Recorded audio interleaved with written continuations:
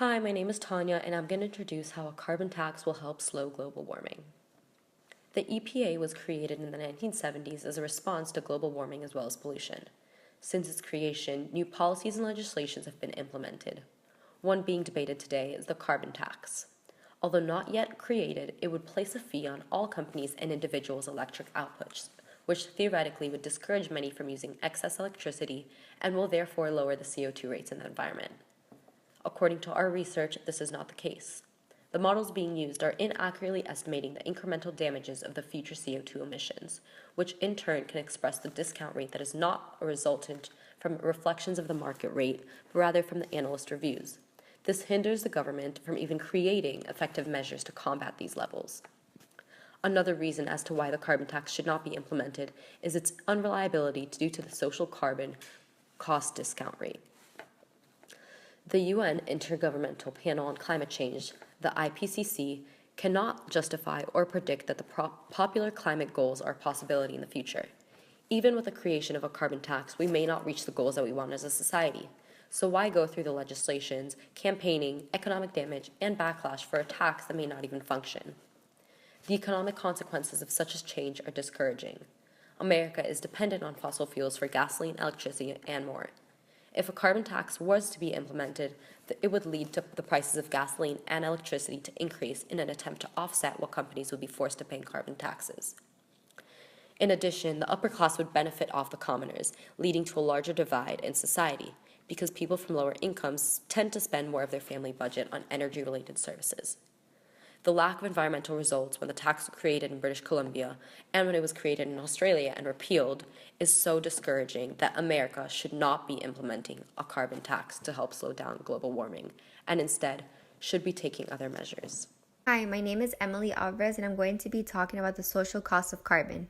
Although uncertainty is always present in problems of environmental policies, it's much greater in the case of climate change, and for no other reason than the problem and its solution spans decades or even centuries.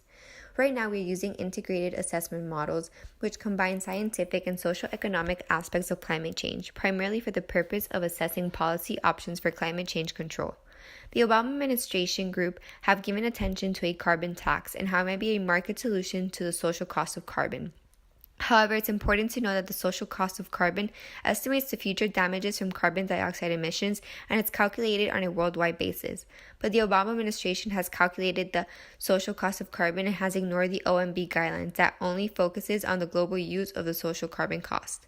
Uncertainty poses special challenges from the point of view of IAM models. These models are being used inaccurately, estimating the incremental damages of the future carbon dioxide emissions, which in turn can express a discount rate that is not resulting from reflections of the market rate, but rather from the analysis views. The Obama administration has ignored key inputs such as the ECS, that is important as it reflects the physical structure of climate change and how global warming is caused by the doubling of emissions. The ECS is crucial in determining other parameters and variables used to calculate the social cost of carbon. My name is Maria Romero, and I will be talking about the unreliability of a carbon tax due to the social carbon cost discount rate. Climate change is an important problem that comes from the emission of carbon dioxide and other gases that affect the current and future economy as well as environment. American policymakers and the public are being targeted to include a federal carbon tax into our economy, but Obama's administration reveals that the argument for the carbon tax is weaker than the public knows. What would be the basis for any carbon tax in the future would be the social cost of carbon, and the integrated assessment models used to come up with the SCC are very arbitrary, therefore they are almost useless due to their lack of precision. The social cost of carbon is expressed in dollar value and measures the economic harm due to the impacts of climate change and all the damages from emitting 1 ton of carbon dioxide into the atmosphere. The discount rate measures the current value of future impacts, which enables regulators to contrast present costs more directly to tomorrow's benefits.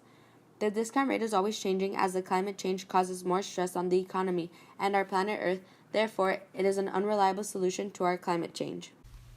Hi, my name is Jonathan Baran, and I will be speaking about why UN reports can't justify popular climate goals.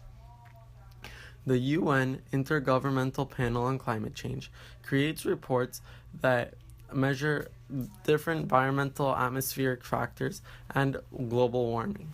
These reports make a prediction on what global warming will see in the future. The popular climate goals set by environmental activists are nowhere near attainable when looking at the UN reports. This is why the UN reports can't justify the popular climate goals. On top of that, the popular climate goals will cause damage to the global economy due to all the money that would be spent on trying to meet these climate goals. Therefore, the UN reports can't justify popular climate goals.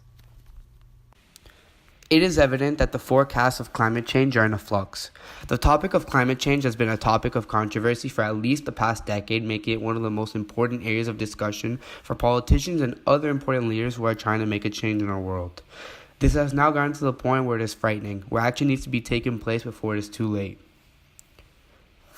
Recent projections have been made that showed the rise of precipitation levels in places near the poles, essentially resulting in a drier atmosphere in dry areas and ultimately wetter storms in areas that normally receive precipitation. In addition, tropical precipitation levels are also bound to increase, resulting in more monsoons over the tropical Pacific. This is dangerous and has to be taken note of immediately before it's too late. With this information, it is extremely vital to understand that at this pace, places that are relatively dry right now are just going to continue getting drier, and the places that are relatively wet are just going to continue getting dangerously wet over time. The general public has mixed views as to whether or not a carbon tax should be put into effect in the United States.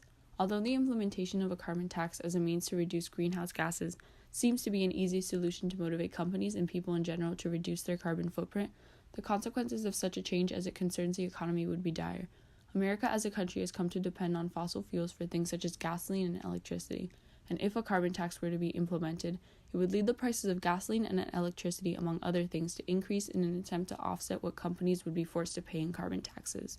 According to economist David Kreutzer, high energy costs would squeeze profit margins and prevent businesses from investing and expanding. Investors might even move their funds away from energy companies and towards less regulated business enterprises, thus depriving fossil fuel-based companies much-needed cash for more efficient power generation.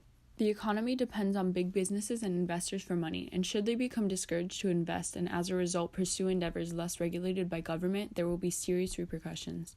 Possible repercussions include loss of employment and billions of dollars lost in GDP. Negative GDP could lead our country into an economic recession, which will ultimately cause more bad than good for the American people. The implementation of a carbon tax would not only prove to be detrimental to the economy, but to the very citizens of the United States and should be avoided at all costs. Carbon tax receipts can seem like the perfect solution for limiting the amount of carbon dioxide that's released in our atmosphere. Most would believe that implementing carbon taxes would only benefit society because it slows down the accumulation of greenhouse gases. What many don't realize is that this whole carbon tax process gives the higher-ups another way to profit off the common people. According to an article by Yale Climate Connections, poor people tend to spend a greater share of their family budget on energy-related services and goods. So carbon taxing hits lower-income families harder than it hits upper-income ones. The idea of carbon taxing can effectively lower the emission of greenhouse gases, but at the cost of furthering the divide between the upper and lower classes, when the health of the planet shouldn't even be a matter of money in the first place. Asking for a carbon tax will lead to more social divisions among several different groups. First off, carbon taxes would be forced even though there's no other energy source that is as accessible, which will lead to tension between companies and the government. Another issue that is already arising is what will happen with the money. John Wibby says that the general concept of a carbon tax contains no natural solution for what to do with the money once government has it. Disagreements over what will happen with the money will only lead to more societal divisions over differing beliefs. Resulting in economic and social divisions among the people, carbon taxes should be held off until a solution that can benefit everyone is found.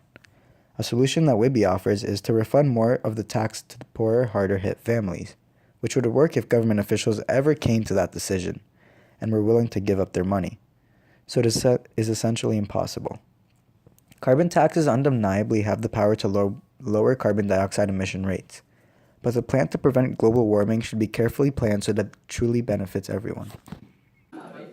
Hello, my name is Hilio Shua, and I'm going to be talking about examples of where the carbon tax has failed. In recent years, the world has worked together to offset the growing effects of climate change. Countries like Australia and British Columbia have implemented a carbon tax, a fee imposed on the use of fossil fuels. This failure has reinforced the idea that a carbon tax is not the most effective way to hinder global warming. In Australia, the island faced a risk of rising sea levels and damaged infrastructure. And so, in 2011, under the Clean Energy Act, they imposed a carbon tax to regulate fossil fuel output. In 2014, this act was repealed. Although carbon emissions did decline, there were more issues with the public, who was distraught at the sudden rise of electricity and energy prices. The energy prices increased by 59% in wholesale. In British Columbia, in 2008, the first broad-based carbon tax in North America was created. From 2009 to 2014, the tax emissions rose by 4.3%, while non-tax fell by 2.1%. The drops in fluctuations is not due to the tax, and the average annual change barely drops with the implementation. Countries like Australia and British Columbia have previously implemented the carbon tax that has either failed or lacked in clear results. All in all, this evidence is an indication that there are more effective measures to reduce global carbon output than a tax. Research has shown that the development of a carbon tax will do more harm than good. As stated by the Obama administration, the case for a U.S. carbon tax is weaker than the public has been told. If it were to be created on CO2 models, it would be incorrect. The integrated assessment model is estimating the incremental damages of future CO2 emissions in an inaccurate way. This means that even with a tax implementation, we won't know how much CO2 to decrease. With a carbon tax comes a social cost. Economic harm will result from climate change, for example, flooding and other disasters. The social consequences are not worth the benefits of creating this tax.